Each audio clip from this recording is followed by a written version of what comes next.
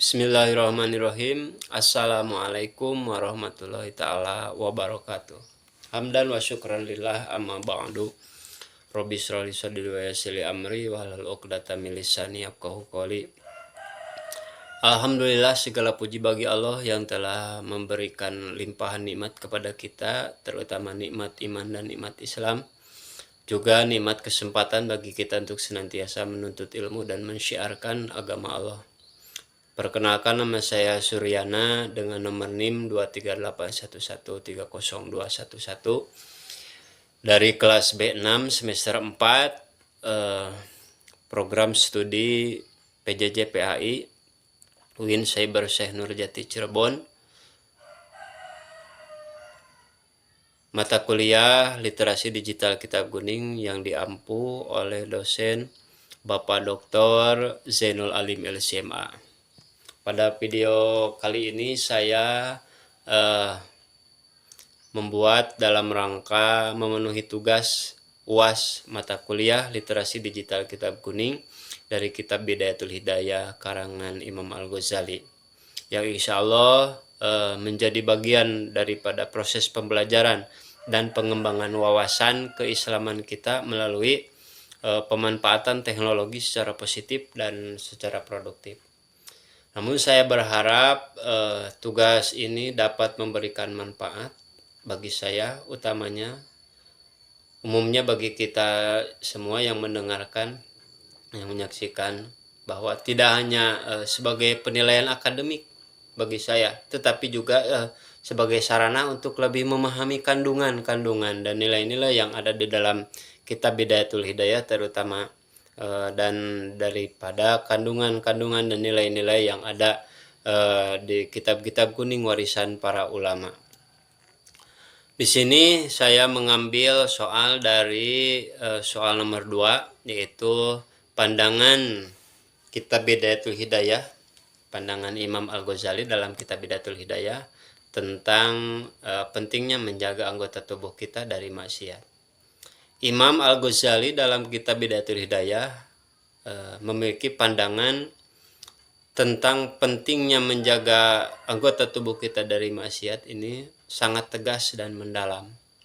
Beliau menggambarkan bahwa tubuh manusia adalah merupakan amanah dari Allah Subhanahu wa Ta'ala yang mana kelak akan dimintai pertanggungjawabannya di akhirat. Tidak ada satupun daripada bagian tubuh kita yang tidak memiliki tujuan. Semuanya adalah sarana untuk mendekatkan diri kepada Allah Subhanahu wa Ta'ala, bukan alat untuk melakukan maksiat terhadapnya. Nah, amanah tadi disebutkan. Makna amanah di sini, amanah daripada Allah Subhanahu wa Ta'ala atas tubuh kita. Amanah berarti titipan. Nah, titipan yang harus dijaga dan digunakan sesuai dengan sang pemberi amanah, yaitu Allah Subhanahu wa Ta'ala.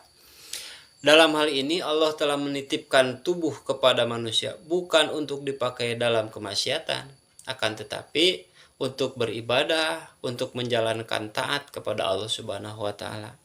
Jika seseorang menggunakan matanya untuk melihat yang haram, lisannya untuk mengucapkan perbuatan dusta atau mengucapkan dusta atau ghibah, atau tangannya, kakinya digunakan untuk menyakiti orang lain, maka ia telah mengingkari atau mengkhianati daripada amanah yang diberikan oleh Allah Subhanahu wa Ta'ala. Nah, di sini Imam Al-Ghazali memperingatkan bahwa setiap anggota tubuh akan menjadi saksi di hadapan Allah Subhanahu wa Ta'ala. Tidak ada yang bisa disembunyikan. Bahkan lisan akan dikunci.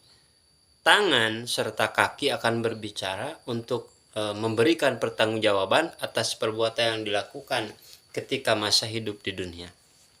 Berarti di sini ada konsekuensi tersendiri. Jika tubuh disalahgunakan, berarti konsekuensinya akan mendapatkan azab yang sangat berat. Jika tubuh disalahgunakan, maka akibatnya akan mendapatkan azab yang sangat berat. Dalam kitab Bidayatul Hidayah sendiri disebutkan bahwa neraka memiliki 7 pintu. Dan dari setiap pintu diperuntukkan bagi pelaku maksiat dengan anggota tubuh tertentu. Artinya setiap anggota tubuh yang digunakan untuk berbuat dosa akan menghantarkan pemiliknya ke salah satu pintu neraka tersebut.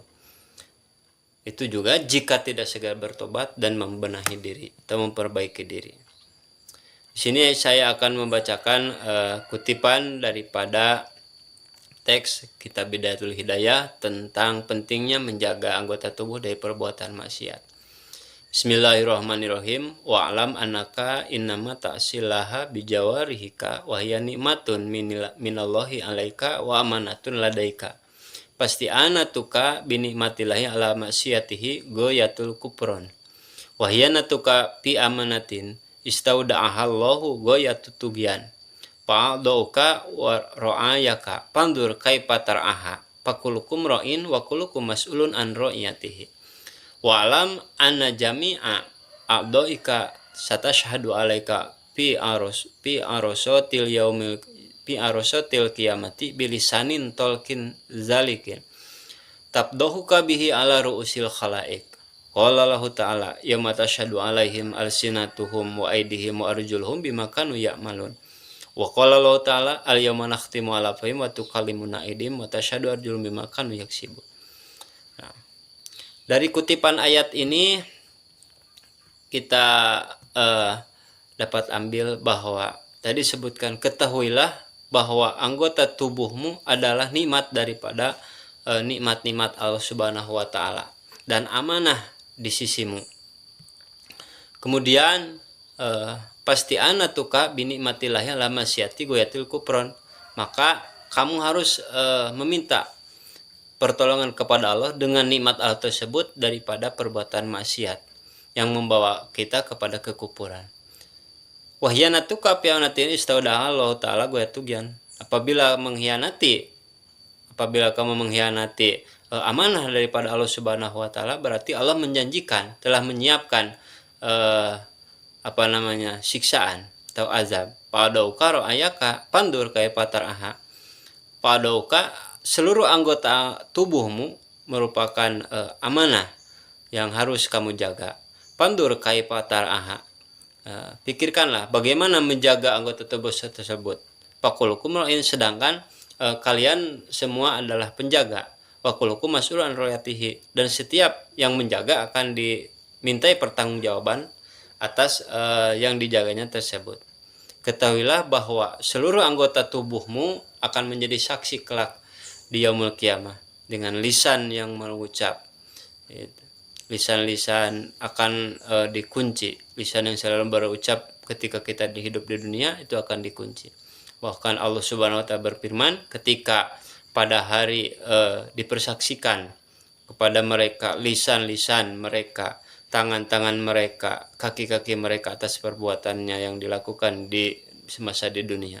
Dan Allah berfirman dalam surah Yasin ketika mulut dikunci, yang akan berbicara adalah tangan, yang akan menjadi saksi adalah kaki atas perbuatan yang telah dilakukan semasa hidup di dunia.